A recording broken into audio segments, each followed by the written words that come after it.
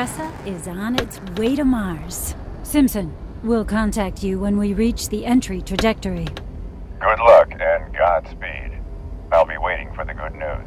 See y'all in a few souls. We'll have this wrapped up in no time. Unearthing Mars is a game cursed with mediocrity.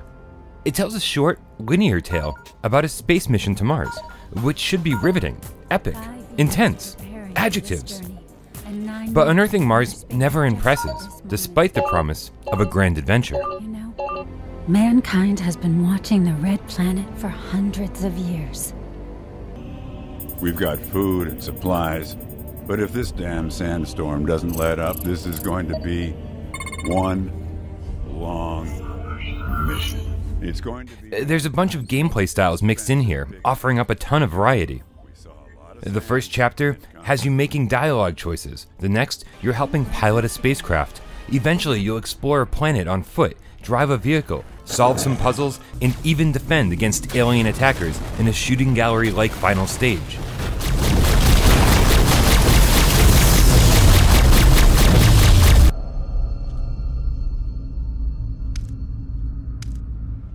But Unearthing Mars tries to do too much and ends up being a jack of all trades, master of none.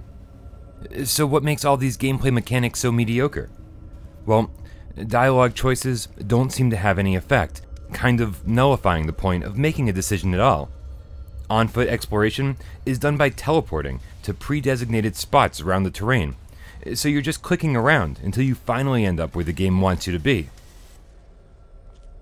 Driving seems cool at first, opting for an almost RC-like style of control, but the camera doesn't follow along, and you'll quickly realize that there's nothing to do on your drive from point A to point B.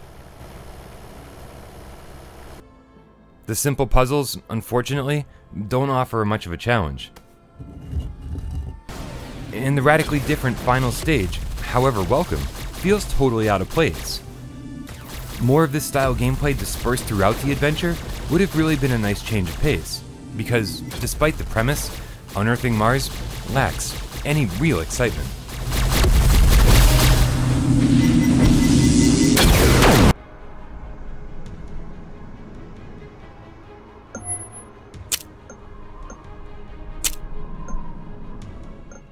It's not all bad news though.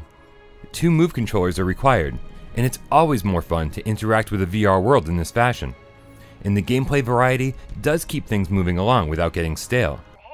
And despite some torturous voice acting, the 90-minute story isn't bad. It unsuccessfully attempts to tug at your heartstrings, but again, it's enjoyable enough. But I think the biggest disappointment is probably in the graphics department. There are brief moments of greatness that are totally overshadowed by bland, boring environments which feel even less realized when click turning and teleportation are your only tools for exploration. I think I saw something. Warning, severe vital sign anomalies detected.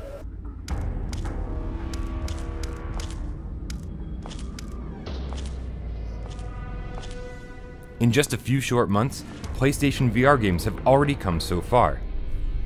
If Unearthing Mars had been a launch game, I would have said to give it a shot. And if you can get past the graphics and the voice acting, you may still want to try this. I mean, it is appropriately priced at $15. Just know what you're in for. I can't imagine it's something you'd want to play twice.